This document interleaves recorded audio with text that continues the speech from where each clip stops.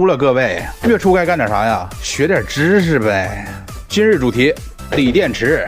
我发现挺多人对于手搓锂电池这事儿挺感兴趣，我也不知道为啥，这玩意儿不有手就行吗？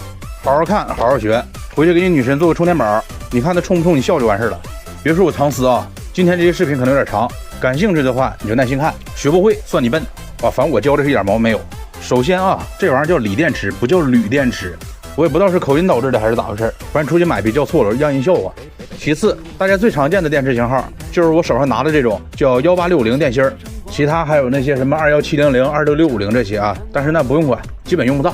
再就是这个购买建议啊，我的建议是不建议，因为你的购买渠道基本上只有海鲜市场，但是吧，电芯儿这个东西，个人快递是不给你发的，你买回来之后发现锂电池品质不好，都没法兑换，这个坑特别深啊。所以如果评论区有好的购买渠道的话，就别藏着掖着了啊。